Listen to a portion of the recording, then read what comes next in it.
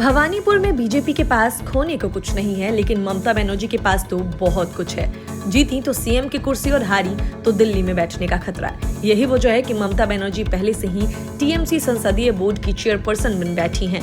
भवानीपुर को एक तरफा मानकर खेल रही ममता बनर्जी अब तक इस गणित में ही उलझी हैं कि आखिर बीजेपी ने मजबूत उम्मीदवारों को छोड़कर कई चुनाव हार चुके प्रियंका टिब्रेवाल को ही उम्मीदवार क्यों बनाया, जबकि बीजेपी का इरादा भवानीपुर को नंदीग्राम के संग्राम में तब्दील करने का है।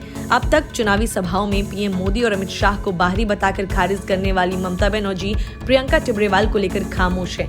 इसकी वजह प्रियंका खुद बताती हैं कि वो भवानीपुर में जन्मी है और ममता बनर्जी बाहरी हैं। ऐसा ही मुद्दा शुवेंदु अधिकारी ने नंदीग्राम में उछाला था, लेकिन हाई प्रोफाइल मुकाबले में यह बात कहीं दब सी गई।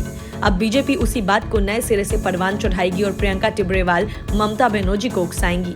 नेशनल फ्रेम में अपनी बढ़ती ताकत के बावजूद ममता बनर्जी ने अगर प्रियंका टिब्रेवाल को हल्के में लेने की कोशिश की तो बिल्कुल ठीक नहीं होगा, क्योंकि भवानीपुर उपचुनाव को भी बीजेपी नेतृत्व बंगाल चुनाव की तरह ही लड़ने की तैयारी कर रहा है। भवानीपुर में भी गैर बंगाली वोटर 40% से ज्यादा हैं और मुस्लिम वोटर करीब 20% हैं। प्रियंका टिब्रेवाल को लड़ाने में कोई कसर बाकी न रहे, इसीलिए बीजेपी ने उपचुनाव के लिए कमेटी तो बनाई ही है, वार्ड स्तर भी जिम्मेदारी नेताओं को दी है। विधानसभा चुनाव में बीजेपी ने भवानीपुर से बंगाली फिल्म एक्टर रुद्रानिल घोष को टिकट दिया था, ताकि साफ सुथरी छवि वाले तृणमूल कांग्रेस उम्मीदवार शोभन देव चैटर्जी को बराबरी का टक्कर दे सके। भवानीपुर में बीजेपी का वोट शेयर तो बढ़ा, लेकिन रुद्रानिल घोष को शोभन चैटर्जी से करीब 28,000 वोटों से हार का मुंह देखना पड़ा था। बीजेपी चाहती तो रुद्रानिल को ही फिर से मैदान में उतार सकती थी, लेकिन एक रणनीति के तहत नए उम्मीदवार उतारने का फैसला किया गया।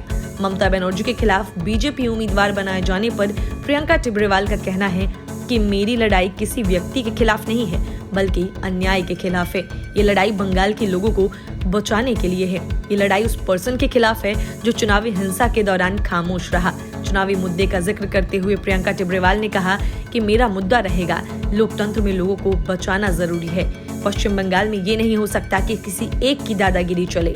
प्रियंका टिब्रेवाल से जब पूछा गया कि उनका चुनावी स्लोगन क्या रहेगा, तो तपाक से बोली, मैं भवानीपुर में पैदा हुई हूँ, ममता बनर्जी वहाँ पैदा नहीं हुई हैं। ऐसा कहकर प्रियंका ने ममता बनर्जी के बंगला निजेर में कई चॉइस कैंपेन पर जवाबी प्रहार किया। ममता बनर्जी ने बंगाल अपनी बेटी चाहता है कि नाम पर ही चुनाव लड़ा था और जीत हासिल की। ममता बनर्जी के स्लोगन को ही प्रियंका टिब्रेवाल अब बंगाल की जगह भवानीपुर से जोड़कर पेश कर रही हैं। ममता बनर्जी की जिस हिसाब से नजर दिल्ली की राजनीति पर टिकी हुई है, लगता नहीं कि ममता बनर्जी भवानीपुर में बाहरी होने के मुद्दे को तूल देना चाहेंगी। अगर प्रियंका के खिलाफ भी ममता बनर्जी ने शुवेंदु अधिकारी की तरफ पेश आने की कोशिश की तो राह ज्यादा मुश्किल हो सकती है। बीजेपी ने प्रियंका टिब्रेवाल के रूप में तीर समझकर को जो तुक्का फेंका, वो निशाने पर भले न लगे, लेकिन माहौल तो पूरा बनाए रखने वाला है। मानकर चलना होगा कि बीजेपी नेतृत्व भवानीपुर में नंदीग्राम से ज्यादा ही ताकत और सतर्कता के साथ चुनाव लड़ने जा रहा है।